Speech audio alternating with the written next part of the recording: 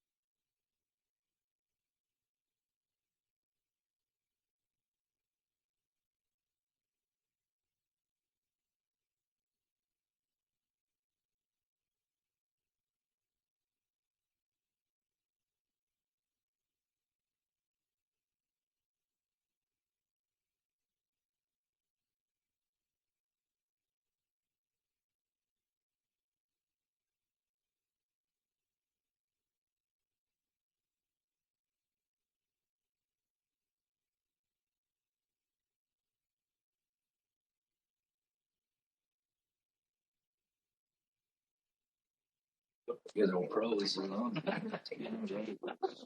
But you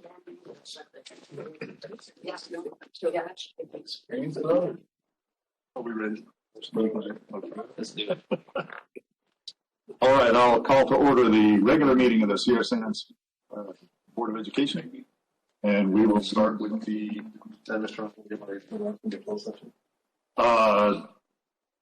I did not do that, did I? No. I thought I did. Okay. First, the board met in closed session immediately prior to this, and no action was taken. And then we are in this venue due to disruption of the meeting, as was probably witnessed on the video a little bit ago. And here we are. Now we will start with the pledge led by Ms. Osterman. You take a spot before I tell us Ready? Begin.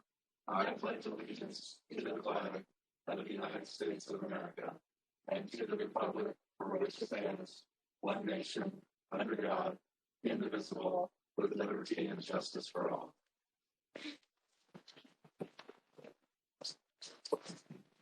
We will have a moment of silence.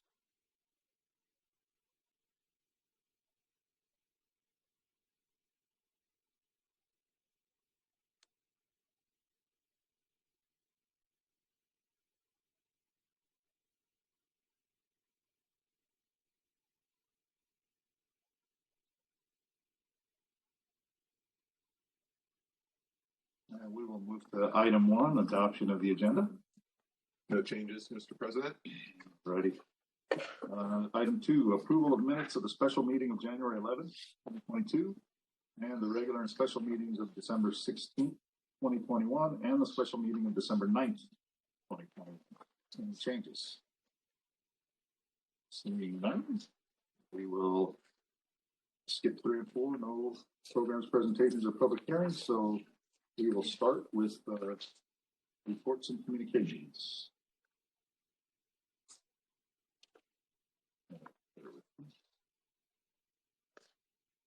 So we'll start with the student members report. First is Monroe Middle. Murray has started the second semester strong. We did assemblies during the first week to reset our Murray expectations. Students have been doing great so far. ASB has many fun spirit days, including Hippie Day last Friday and anything but a backpack day this Friday. Basketball is going well. We had our first home game against Monroe the first week in January, and we played great. We have many games and tournaments coming up. We would love to see you there. We have many academic interventions running through our English department and our EL teacher. We are excited to see the awesome results from the fall and look forward to what they and all of our students will be doing in the spring. Go Mustangs. Next is Monroe Middle School. Students got to make their first of the year purchase with points earned from last semester in the PBIS reward system, and they are also being recognized with bonus points. Students earned these bonus points for things like good grades and being timely to class. Students are getting ready for their next round of enrichment and interventions for advisory. Enrichment opportunities include computer game design / programming, book clubs, athletic activities, and more. One teacher even volunteered to pilot a new reading intervention, which will especially support some of our students new to English. Spirit days have already begun. ASB did crafts on Tuesday, a rubber duck themed day today, and a class competition planned for Friday. Students also showed their school spirit by supporting the basketball games this week.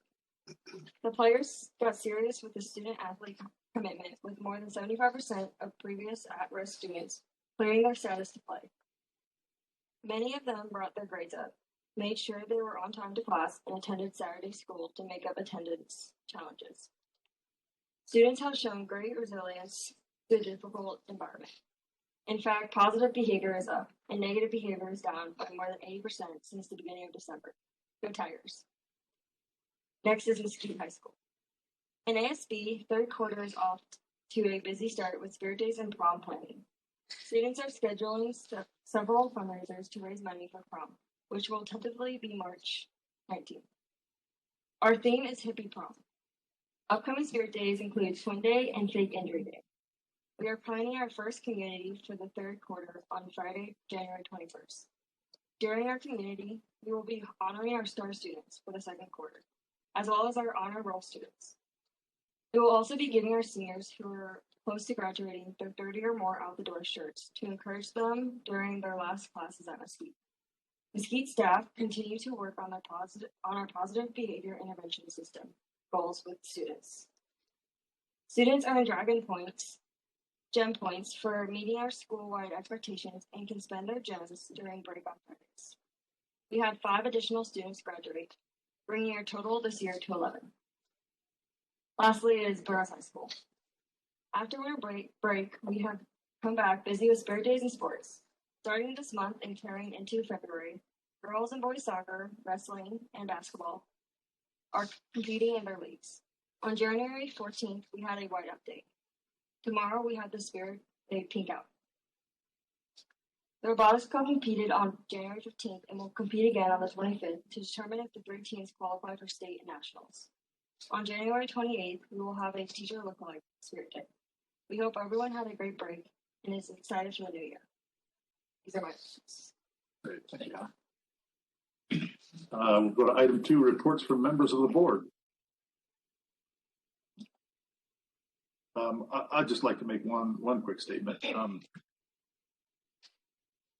Last month, well, let me back up. So what we found over the last several board meetings is that out of a community that we serve of roughly 35,000 people, there are 2 people who come to these meetings with the intent to move them into a less efficient mode. I don't understand it. I don't like it, and I wish it was different. And it would be less irritating if I had some understanding of the benefit that comes from doing what these individuals are doing, disrupting our meetings.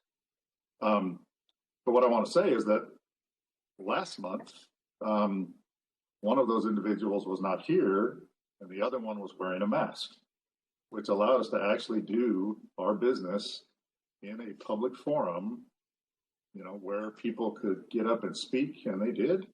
And we had a normal meeting. And I didn't realize how nice a normal meeting was until last month. But I really hope that someone will think hard about what they're doing to the process and find a way to express their views in a manner that is in keeping with bringing the community into the discussions that we have as a board. So we'll move on to item 3, superintendent's report. Thank you, Mr. Rockwell. Okay, I've got a few things I'd like to share with the board and the public. Month 4 enrollment is 4,957, and last year this time we were 4,894, so we're still up 63.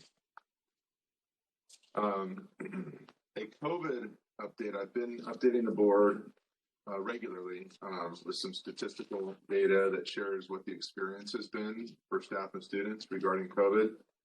So I do have some data this month that is alarming. It's reflective of what we're seeing across the state and the nation, in our county, and across school districts. My hope is when I read this, it'll reflect what we are experiencing. This is a 30-day look back, but I think as we move forward, the county has been providing us regular updates from the County Department of Public Health, and the modeling shows, which has been accurate in the past, that we are going through the worst right now, and that we should hold optimism that in the next 30 and 60 days, things will improve. But let me share the facts as we have them right now. Staff members who have tested positive for COVID, I mentioned a total of 53 in the previous report last month, 89 more since then in the last 30 days, so a total of 142. So throughout the entire school year so far, up until last month, we had a total of 53, but now a total of 142. Students who have been on or are on quarantine or study contracts, We had a total of 937 last month and 872 more since then. So that is just stratospheric, over 1,800. So 1,809 study contracts or on quarantine this year. That's just a very rigorous number for us. And then students positive at the site for contact tracing, we had a total of about 100 in the previous reporting period, and then 107 more since then. So a total of 207 COVID positives for students. So that's the data. There is significant updated guidance from CDPH, and they really kind of boil down to 3 areas, which is contact tracing. Now we're implementing group contact tracing as opposed to the individual contact tracing. The quarantine isolation procedures are changed to 5 days now, and then diagnostic testing, we accept FDA approved antigen diagnostic tests, PCR, or pooled PCR tests. And a lot of information went out via Parent Square this afternoon, and so the whole community has it. And if there are any questions, please feel free to call the school district. A couple other items. We're really excited to kick off the Building Schools for Tomorrow committee. We put out notice last month, and we had almost 100 responses, and we have about 65 people participating. So I'm really looking forward to updating you next month about that.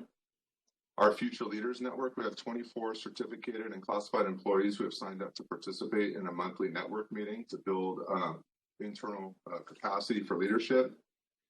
And great news on the Richmond Elementary School project with about an $80 million project value being brought to the final stage of us submitting a formal grant application for the Richmond build.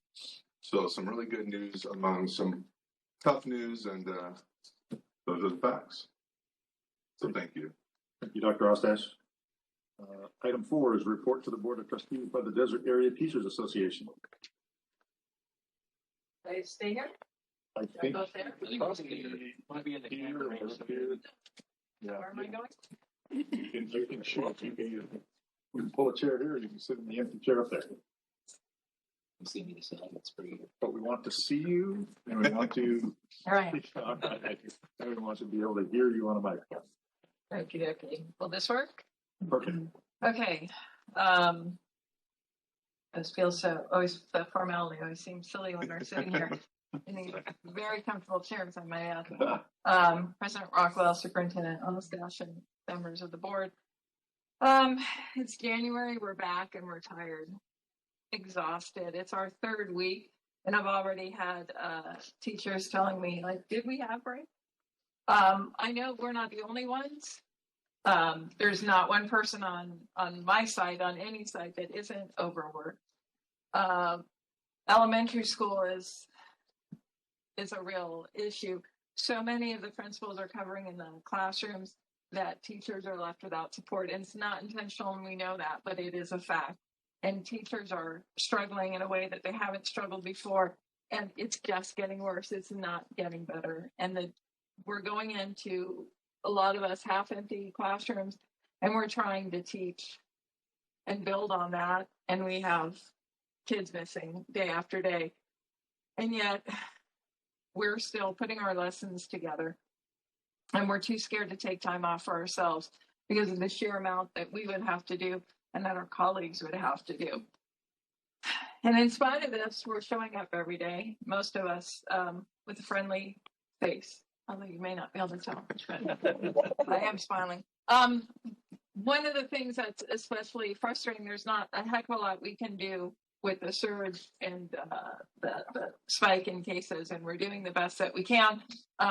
I do feel that teachers probably get an awful lot of work heaped on us in an inequitable way. But one of the things that's incredibly frustrating for me as part of the leadership of data is that negotiations are still going on. It's late January, and we don't have any kind of settlement because at our last meeting, the district gave us nothing. So we're doing what we're supposed to be doing. And it feels like The other side isn't. And I know we're all overworked. I get that.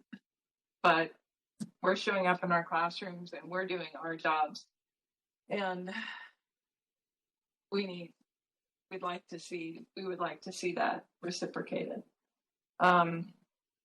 So I appreciate we've got our MOU is up for being ratified. I put it out. So there's some technical glitches. They changed the whole website on the elections website. So appreciate that we worked that out very quickly, having the extended SPSL leave for COVID. So that is a bright spot. And I'm going to go back and sit in my computer. Thank you. Thank you, Ms. Poole. Item 5 is a report to the Board of Trustees by the California School Employees Association.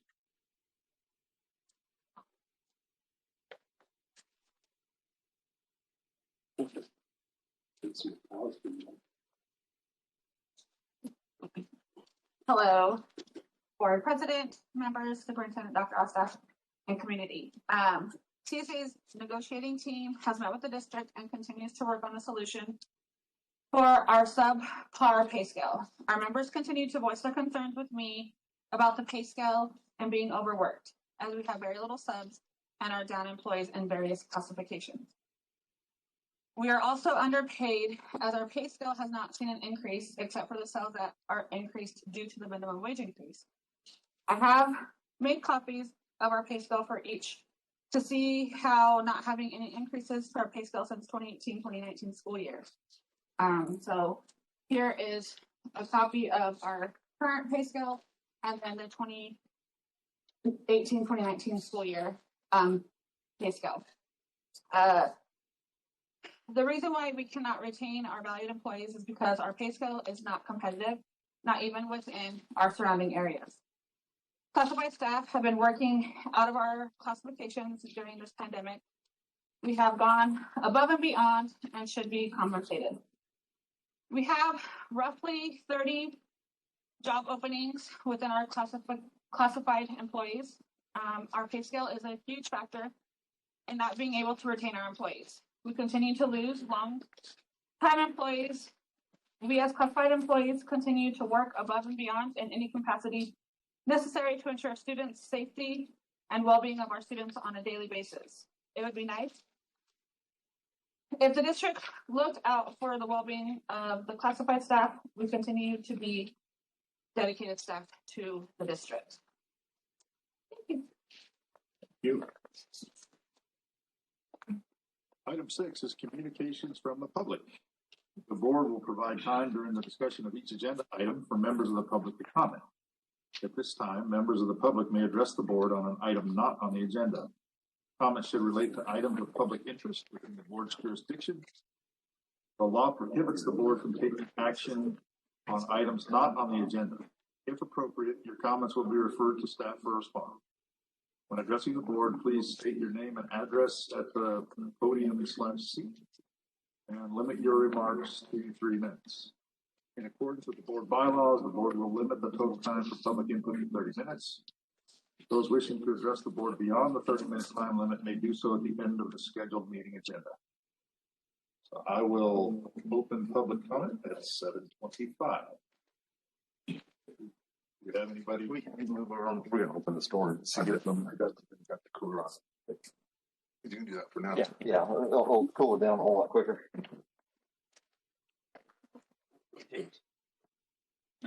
Everybody. No hands. Probably want to say No paper submission. Do you still have people out there? Yeah. Okay, so they may be wanting to talk on this item. Okay. All right, then we will close public comment at almost 7:26. And move on to item 6, educational administration. Starting with item 1, approval of RealityWorks Real Career Guide Well simulators for Metal 1, 2, and 3 classes at Burroughs High School. Ms. Decker. Good evening, President Rockwell, members of the board, Superintendent Dr. Ostash, staff and community.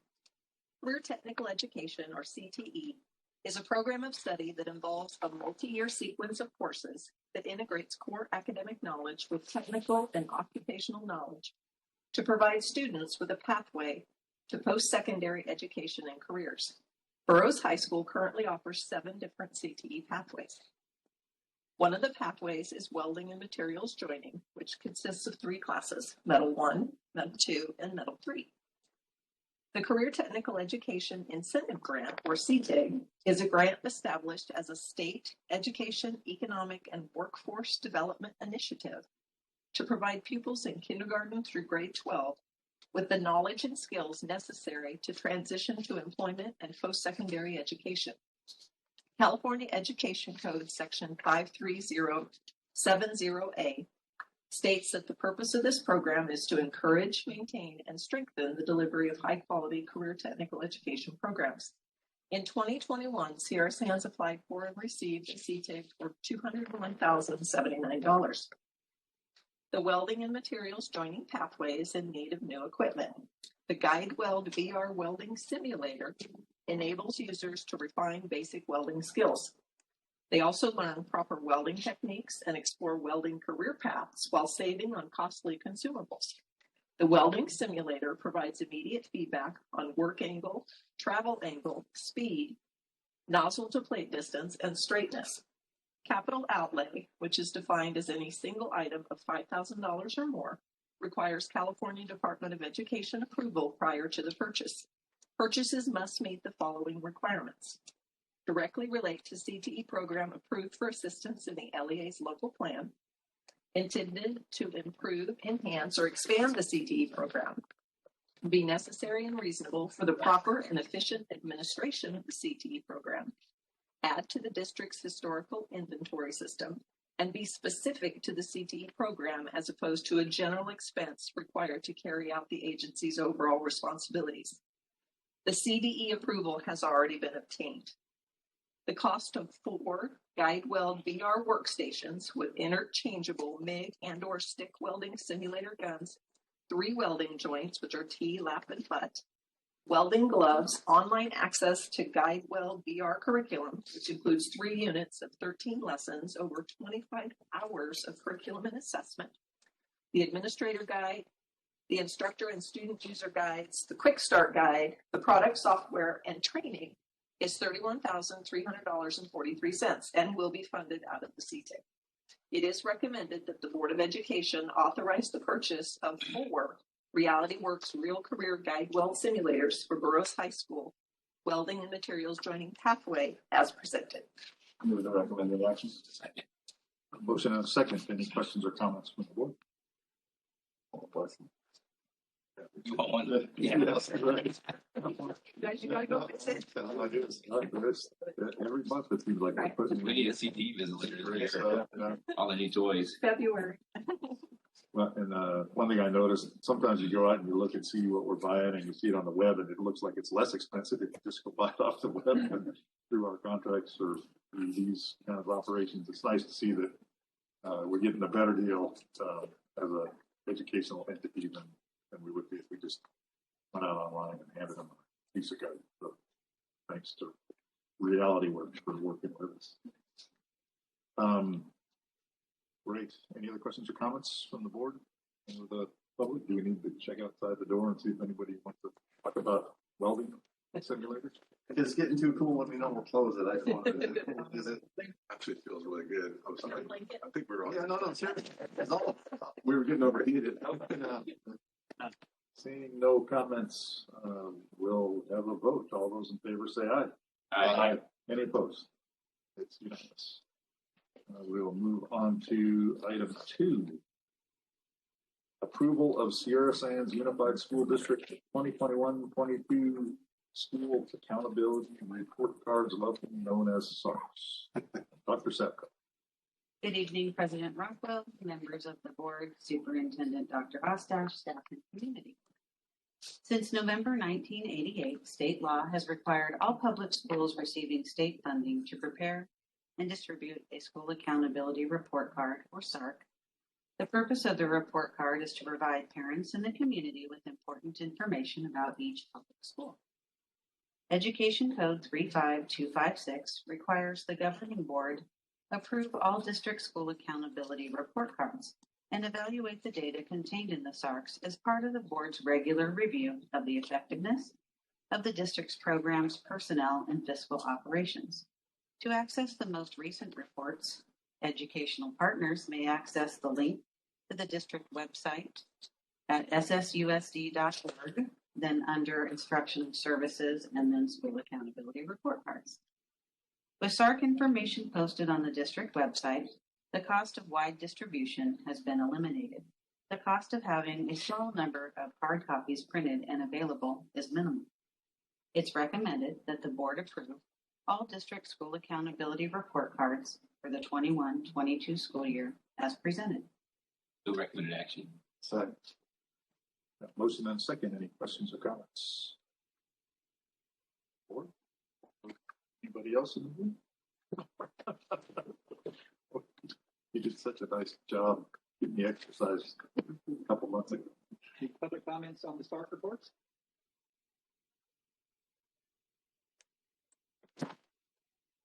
Nope.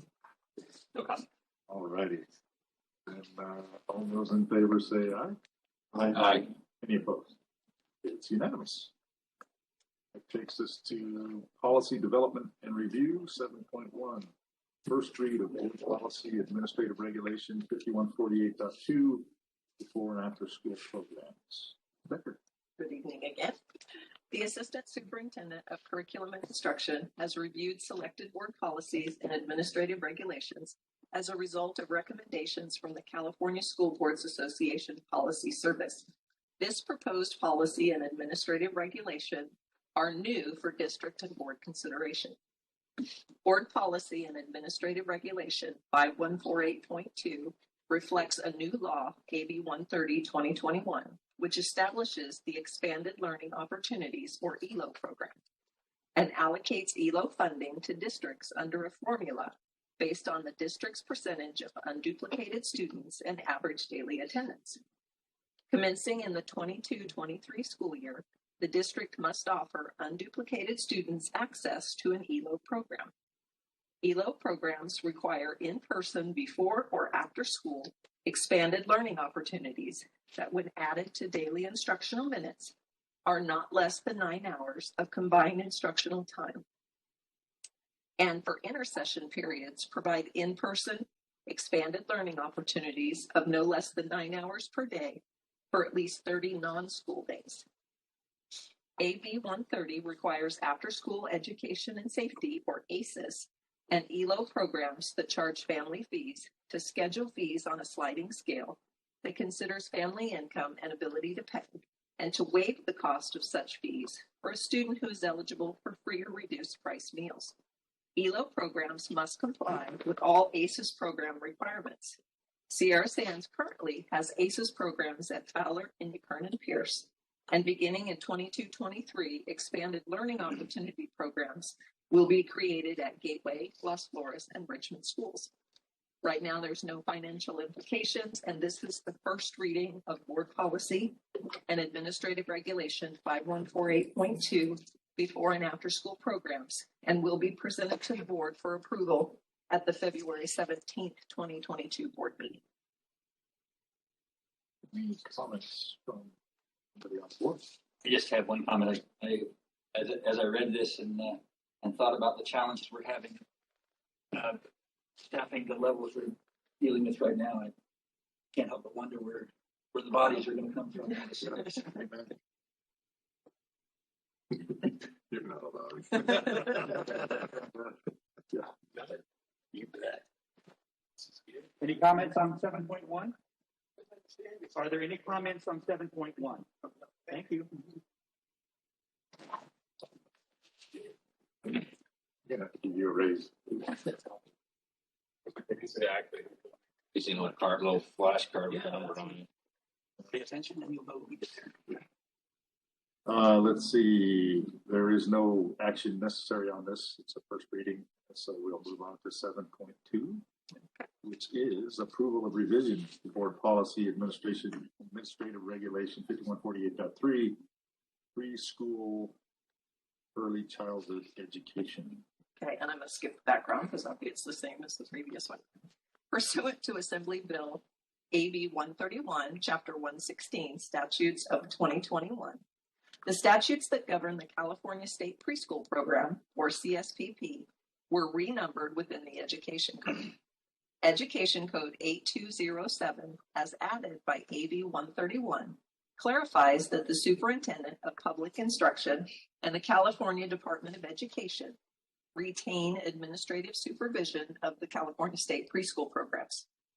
Education Code 8281.5, as added by AB 130, Chapter 44, Statutes of 2021, establishes the California Pre-Kindergarten Planning and Implementation Grant Program as an early learning initiative with the goal of expanding access to classroom-based pre-kindergarten programs at districts. The program allocates funding to all districts that operate kindergarten programs through minimum base grants, enrollment grants based on a district's kindergarten enrollment, and supplemental grants based on a district's percentage of unduplicated students. Grant funds may be used for costs associated with creating or expanding CSPP programs or transitional kindergarten TK programs, or to establish or strengthen partnerships with other providers of pre-kindergarten education within the district to ensure that high-quality options for pre-kindergarten education are available for 4-year-old children. Allowable costs include, but are not necessarily limited to, planning costs, hiring and recruitment costs, staff training and professional development, classroom materials, and supplies.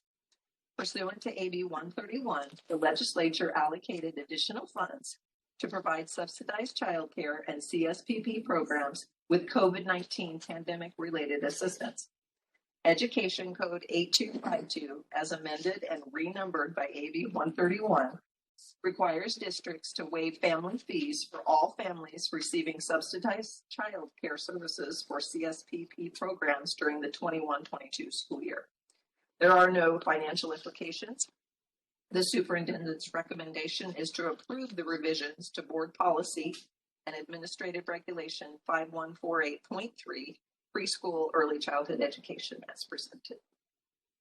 We recommend an action. Second.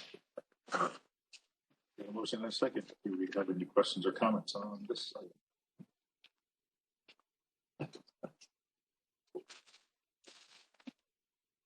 Any comment on 7.2? Thank you. Predict Mr. Ferris will sit on the other side of the table. Thank you, Mr. Ferris. You bet. Seeing none, any other comments in the room? Then we'll vote. All those in favor say aye. Aye. Any opposed? It's unanimous. It takes us to 8 personnel administrative 1 through 8.3. Second. Got a motion and a second on 8.1 through 8.3. Any questions or comments on any of those? All those in favor say aye. Aye. Any opposed? It's unanimous. We move to 8.4, which is adoption of resolution number 18, 21-22, National School Counseling Week. Mr. Auld. The purpose of National School Counseling Week is to focus public attention on the unique contributions of professional school counselors within U.S. school systems. National School Counseling Week, sponsored by the American School Counselor Association, highlights the tremendous impact school counselors can have in helping students achieve school success and plan for a career. This special week honors school counselors for the important role they play in helping students examine their talents, strengths, abilities, and interests. Counselors work in professional partnerships with teachers and support personnel to provide an educational system where students can realize their true potential. As all educators focus their efforts on improving academic achievement for all students, it is important that we recognize school counselors for their continuing efforts in reducing barriers to learning and in providing the support necessary for all students to achieve at the highest level. Resolution number 18 declares the week of February 7th through the 11th, 2022 as National School Counseling Week in the Sierra Sands Unified School District. Adoption of this resolution designates a time when administrators, staff, parents, students, and the community have an opportunity to recognize and salute district counselors and their many contributions to our students' success. A copy of resolution number 18 will be displayed at all district schools and internet sites. It is the superintendent's recommendation that the board adopt resolution 18 as presented and approve February 7th through the 11th, 2022 as National School Counseling Week in Sierra Sands Unified School District. Move the recommended action. Second. But would you be willing to read that resolution, the suggested resolution? Certainly. Thank you. In the matter regarding National School Counseling Week, whereas school counselors are employed in public schools to help students reach their full potential, and whereas school counselors are actively committed to helping students explore their abilities, strengths, interests, and talents as these traits relate to career awareness and development, and whereas school counselors help parents focus on ways to further the educational, personal, and social growth of their children, and whereas school counselors work with teachers and other educators to help students explore their potential and set realistic goals for themselves. And whereas school counselors seek to identify and utilize community resources that can enhance and complement comprehensive school counseling programs and help students become productive members of society. And whereas comprehensive development school counseling programs are considered an integral part of the educational process that enables all students to achieve success in school. Now, therefore, be it resolved by the governing board of the Sierra Sands Unified School District that all school counselors in the Sierra Sands Unified School District be commended for their contributions they make to successful student achievement and declare the week of February 7 through 11, 2022 as National School Counseling Week. Thank you. Any questions or comments from the board?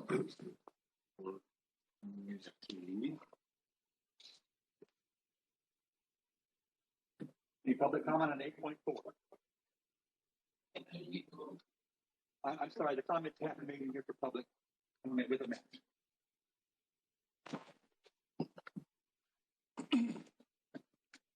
Sounds like there are no public comments. And we will vote. All those in favor say aye. Aye. Any opposed? It's unanimous. Move on to general administration, item 1, report to the board. Nature and resolution of complaints with regard to deficiencies related to instructional materials, emergency or urgent facilities conditions that pose a threat to the health and safety of pupils or staff, teacher vacancy or misassignment as required by the Williams Act. I'll just ask if there have been any. There have been no complaints filed with the school district during this period. Everybody okay if we move on from that? Accept and move on. Then we'll move to 9.2, gifts to the district. Mr. Johnson.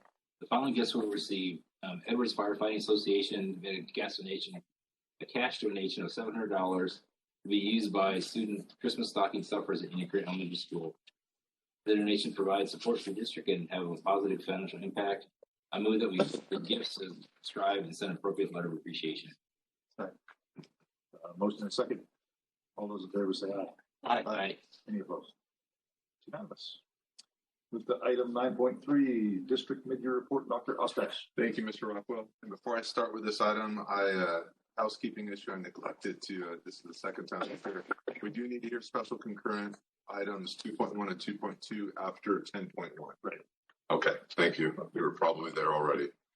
Okay, so as for the district mid-year report, each year the school district board of trustees is charged with the important responsibility of evaluating the superintendent. It is beneficial for the board of trustees to receive formal feedback mid-year in the process of communication, planning, and continued guidance. While the annual superintendent evaluation will be conducted in June of 2022, this mid-year report provides a snapshot to date on planning and priorities and accomplishments regarding the district's progress toward established district goals and objectives since July 1, 2021. The district continues to be in a responsive mode to pandemic, and I use the word responsive as opposed to reactionary because there's just an extraordinary team effort and efficacy that is my privilege, and I think the board's privilege to have. And so we are able to respond as proactively as possible So anyways, I identified that we have been in a responsive mode. Despite this reality, as I mentioned, leadership and staff have worked tirelessly to maintain continuity of instructional programs so that students in our community benefit. To the credit of a highly effective and committed leadership team, as well as the collective and individual dedicated efforts of our board, of our faculty, our staff, this mid-year report highlights notable progress and success across all departments and throughout our district. Obviously, there remains a lot of work yet to be accomplished. And I say namely careful compliance, implementation, and monitoring of student staff safety protocols in order to protect in-person instruction at all of our school sites. That's been I do want to highlight with the guiding principles that the board established quite some time ago and has maintained without change.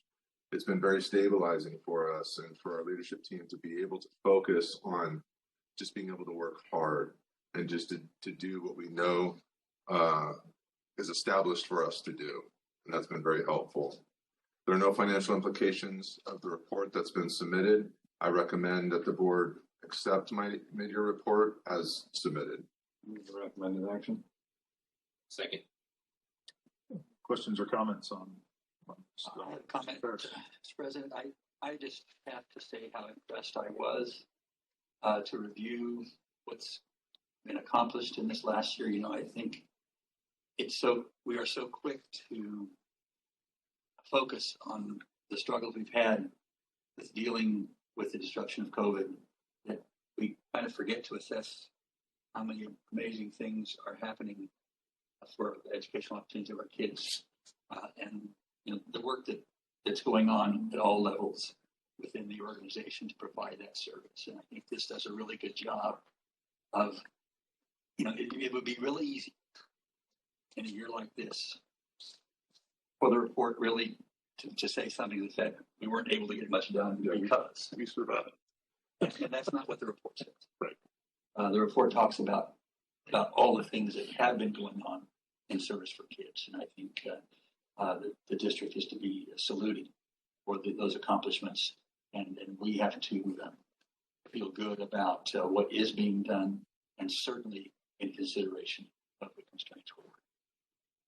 I'm grateful that staff and personnel within this community continue to provide that kind of service for kids. That's my comment. Thanks for that comment. I would add for the community that this is an extremely impressive and well-written document, but easy to read. So if you would like to do so, if you go to have you posted it anywhere other than in the board packet? It's in the board packet, so it's on the web. But actually, I'm thinking there might be an application coming. We can easily post this outside of the board packet onto the website on a quick link. So that might be a great idea. If not, though, you can go to the board section of the website, go to the board meetings, and look at the board packet for tonight. And it is an attachment in that board packet. So anybody in the community get a good look at, in an extremely trying time, what a great job our staff and everybody has done to make this be as successful a year as we possibly can. So thank you for that. Any other comments? Comments from the public? Any public on 9.3? I'm sorry, sir. We ask you to either leave or mask. You're not eligible to participate unless you do one of those two. Thank you so much.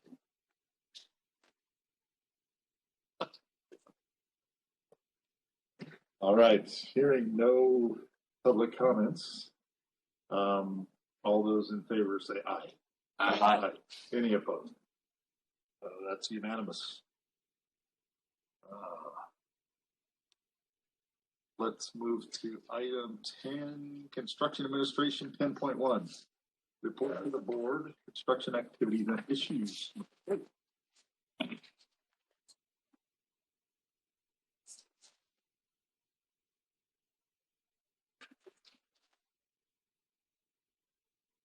President Rockwell, members of the board, Superintendent Ostash, staff, and community.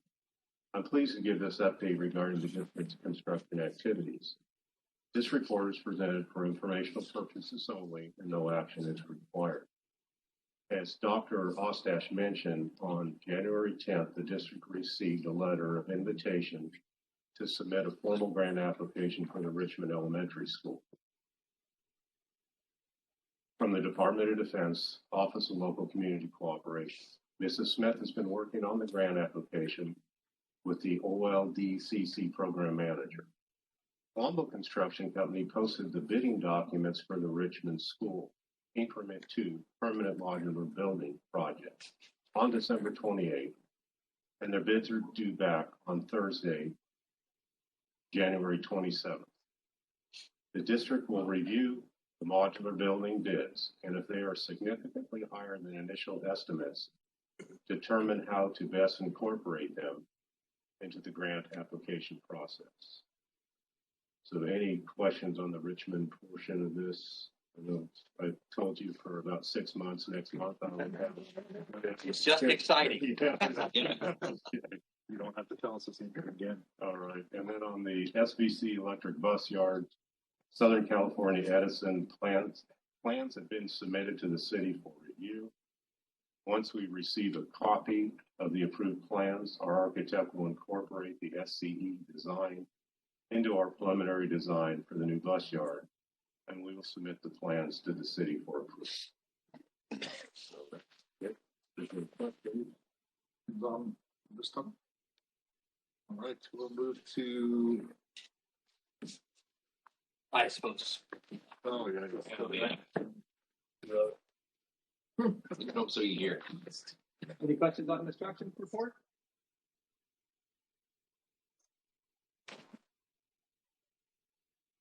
All right, we'll move. Oh, yeah. So no action is necessary, and that's for informational purposes only.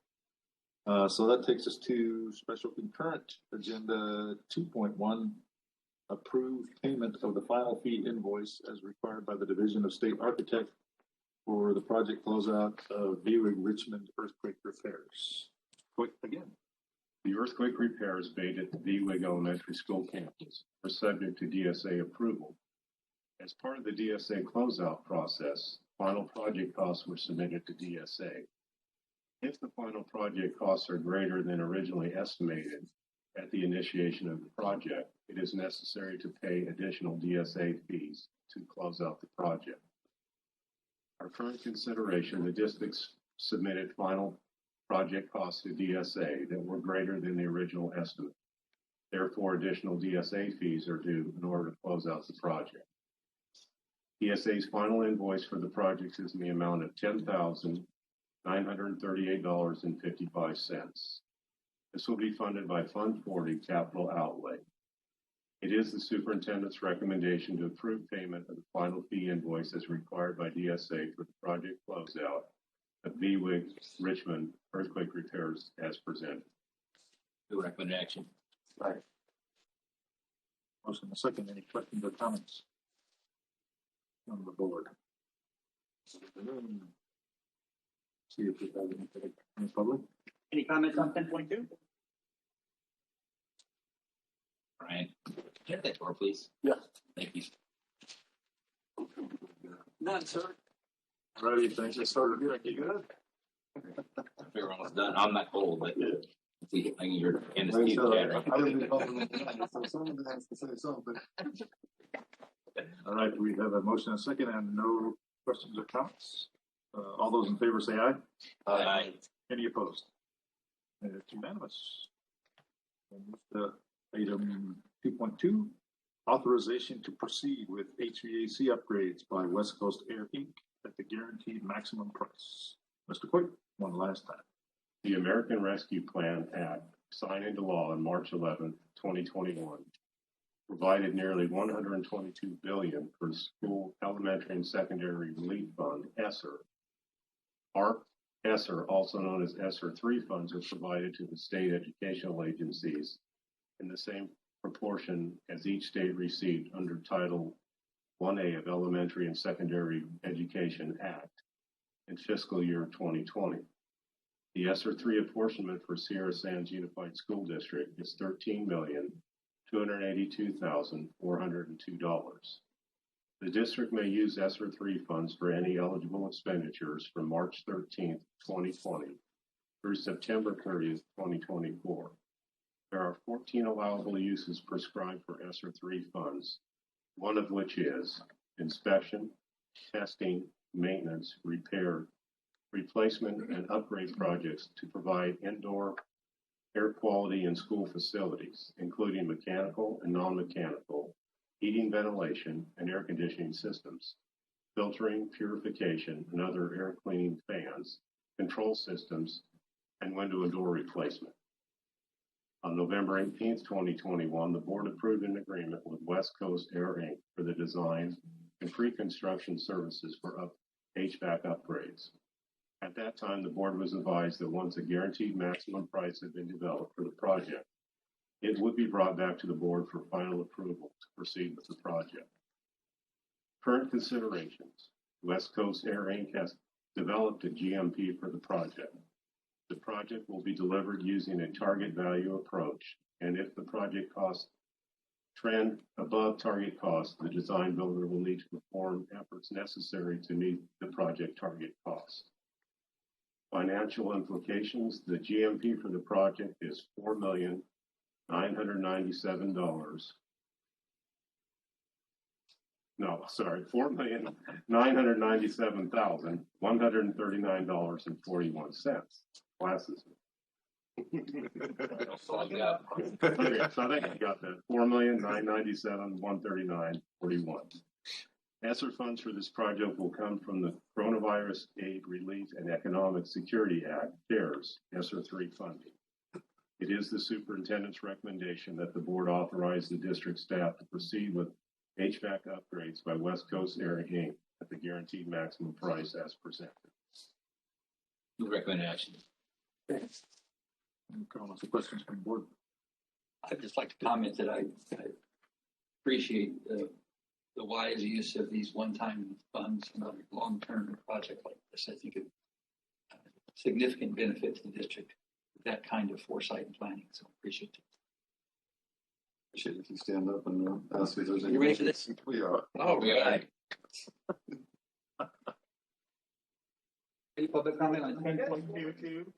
Please eliminate the need for a mask for kids. I question.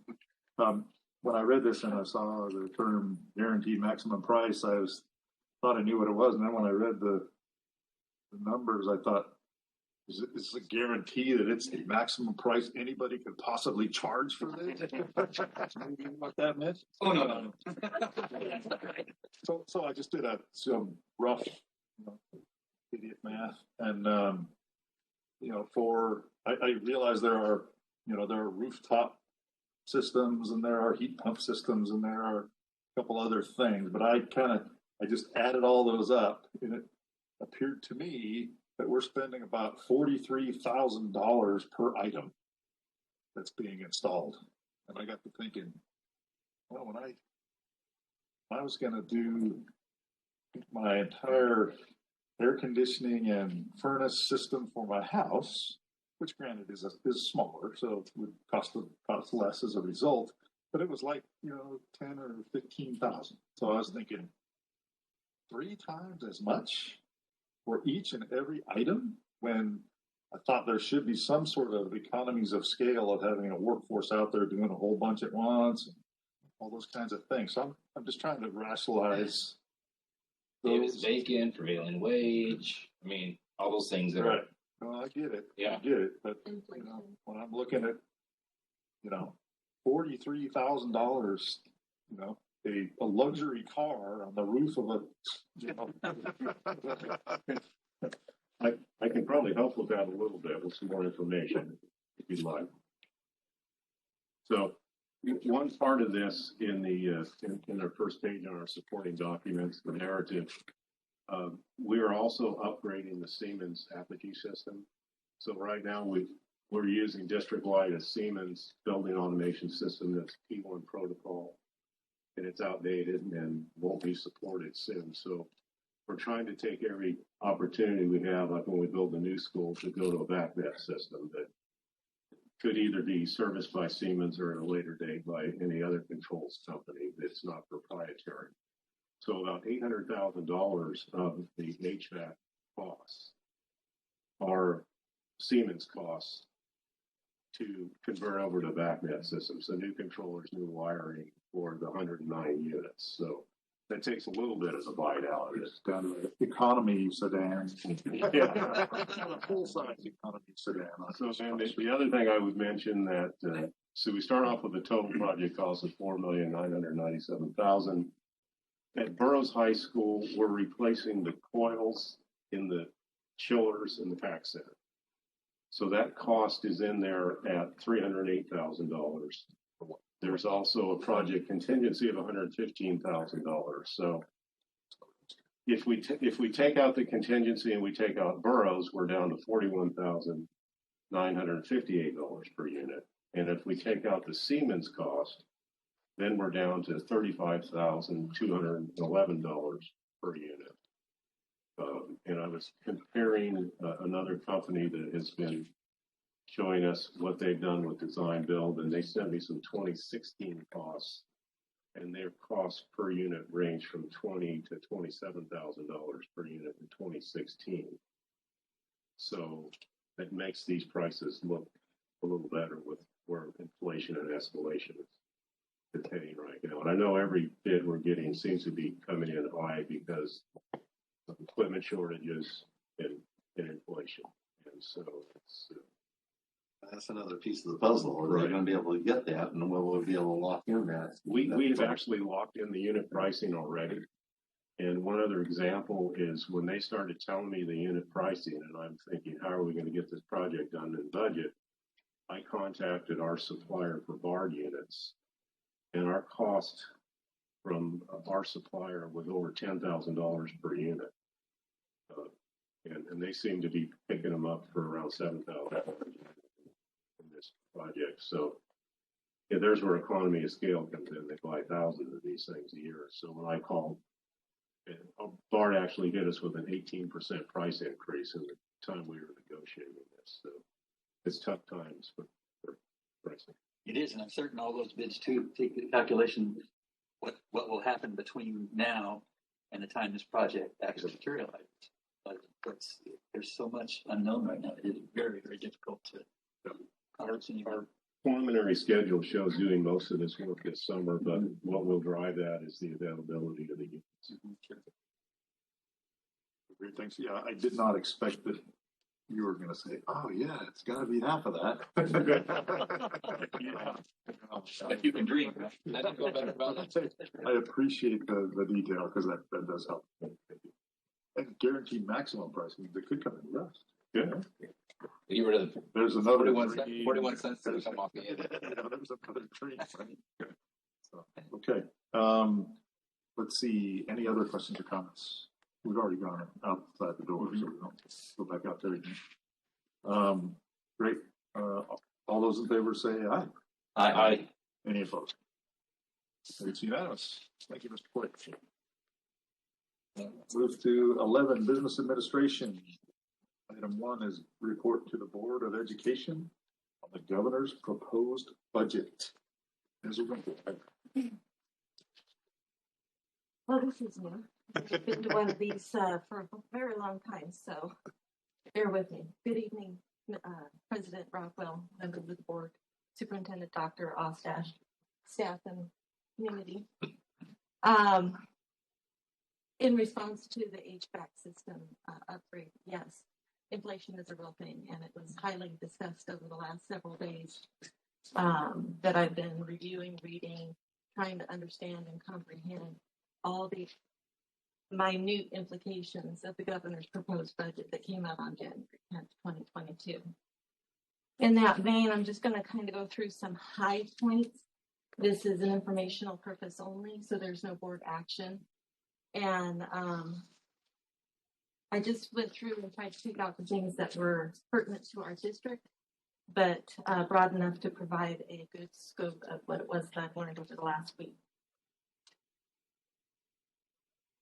State revenues continue to be robust with a $45.7 billion surplus forecasted for the 22-23 fiscal year in the state budget. Significant increases projected for personal income tax and sales and use tax, two of the big three taxes. The governor's continuing to project that those will come in higher. State proposed budget reflects substantial reserves, including the Budget Stabilization Account, the Rainy Day Fund, the Public Schools System Stabilization Account, the Education Rainy Day Fund, and General Operations Reserve. Significant concerns to the budget are the economic uncertainty related to the unpredictability of COVID-19.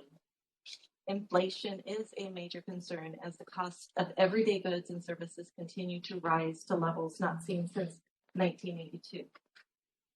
Federal Reserve response to inflation, including interest rate hikes, could impact the stock market. In the labor market for school districts, we are competing with several other public sectors for staff.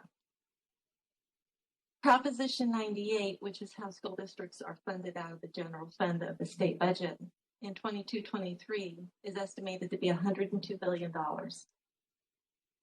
This provides adjusted deposits to the Education Rainy Day Fund of $9.7 billion by the end of the 22-23 budget year. And this deposit triggers the 10% district reserve cap for the 22-23 year. The LCFF, Local Control Funding Formula, COLA, Cost of Living Adjustment, and ADA, Average Daily Attendance Rate. The cost of living adjustment is 5.33%, and that's the statutory minimum, is applied to the Local Control Funding Formula base grant and the special education state funding. Of notes, special education is to be funded at $820 per ADA. So that's great news for us. There is a proposal to adjust how school districts' average daily attendance is calculated to assist districts from falling off the cliff due to declining enrollment, and is expected to provide a softer landing. This is generated by using the greater of the prior year ADA or the current year ADA, or combined average of the 3 prior years. Changes to the administration and calculation of the independent study contract will provide for the more effective collection of attendance credit there. Expanded Learning Opportunities Program. The ongoing investment in this area, which encompasses several programs such as the ACES program, the preschool program, and other state categorical programs. The Universal Meals Program. Beginning with the 22-23 school year, all local education agencies are to provide 2 free meals daily, breakfast and lunch, to any student who requests a meal, regardless of their free reduced price meal status. And the state is proposing to provide funding for those meals once the federal meal reimbursement is considered.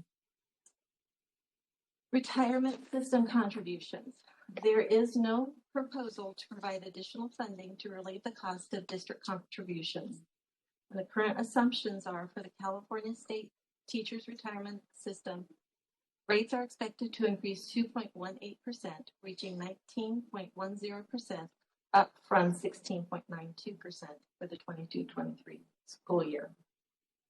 California Public Employees Retirement System rates are expected to increase 3.19%, reaching 26.10%, up from, I'm sorry, I've got a typo there, reaching 29.29%, which is up from the 26.10%. And then finally, while the governor's 22-23 budget reflects significant investments in K-12 education, 86% of these funds are one-time as opposed to ongoing in the future. Ongoing investments are mainly restricted dollars related to the implementation of categorical programs. That's mine. Any questions or comments from? Just appreciate the snapshot. I guess I would just make a comment that Lori, on what you just closed with, it is important to us as we move forward to recognize that while there are a lot of new dollars moving towards education, most of them are one-time or identified as categorical, which kind of a shift from how it has been for the last several years. Gave local districts the ability to choose what worked best for expenditures of dollars in their districts to serve their students. And it does mean they'll have to be very cautious moving forward to make sure that we get the best bang for those bucks and those kinds of restraints. If I may, one of the many great points you made, one of them was, of course, to highlight that the vast majority of the funds are one-time funds.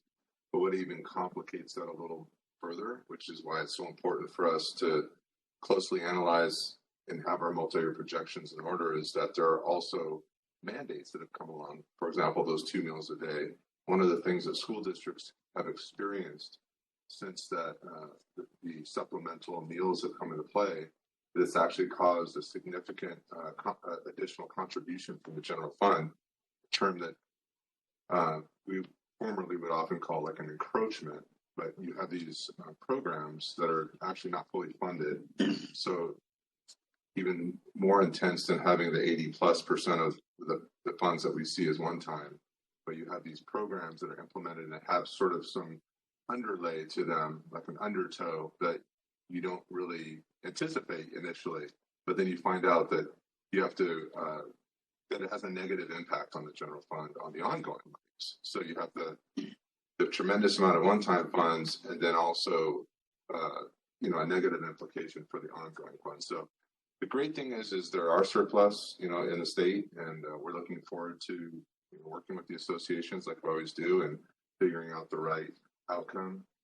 But it is complex and it does demand serious analysis and careful review of the multi-year projections. Thank you. Any other questions or comments?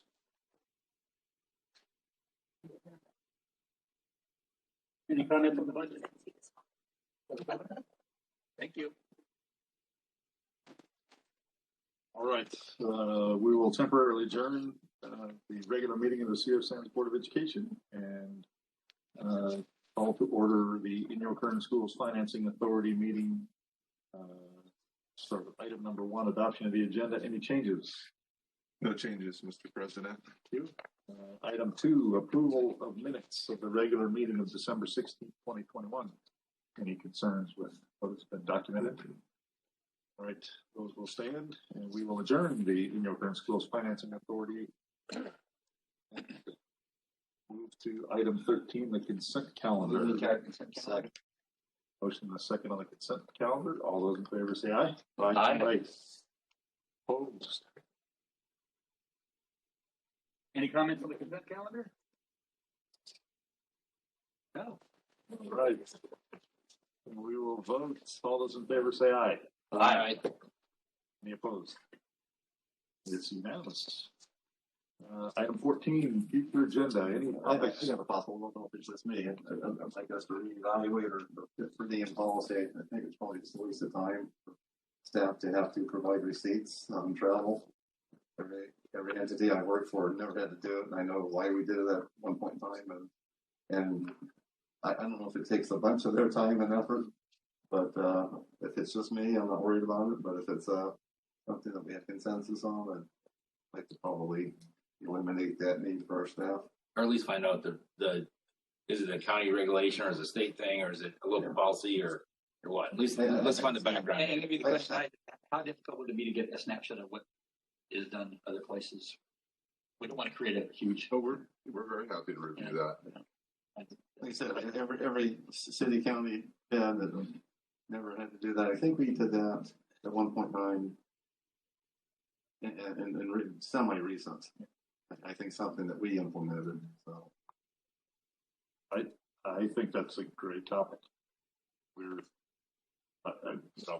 My experience is we make it hard on our employees to deal with travel. And my personal, our per diem is such a small amount. Normally you can't eat on that, and we're we're requiring our staff to maintain those receipts.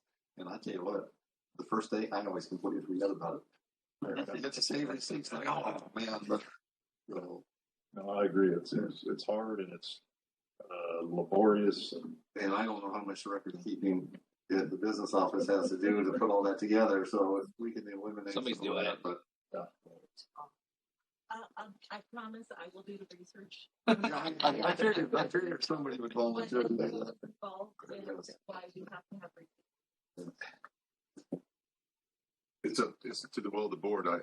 If it's consensus, we could. I'll very happily take it as an administrative item and review it, and then make an appropriate internal decision. And I can make any appropriate recommendations that might involve board policy change or not. I don't know that necessarily has to be a future agenda item, but I could take it if the board's direction as an administrative task. I think that makes sense to me. Yeah. We don't want to make it any bigger than it needs to be. I absolutely agree. Like I said, anything trying to relieve work, not make more. Yeah, no, anything process that we can streamline that you can spend time doing more valuable work, to me makes more sense. So, anything else? Okay. Thank you, Hannah. Thank you, Doctor. Thanks for staying with us. And it's gathered out the whole insurance as you. All right. We'll move to. You are welcome to come. All right, we'll move to item 15, adjournment. The next regular meeting of the Board of Education will be February 17th, 2022. Have a good evening. Maybe would like a Ghirardelli on the way out. Please grab whatever you'd like. Yeah, I got this. oh yeah, no, seriously. I think we need to. Yeah, we had to stop this. Yeah. I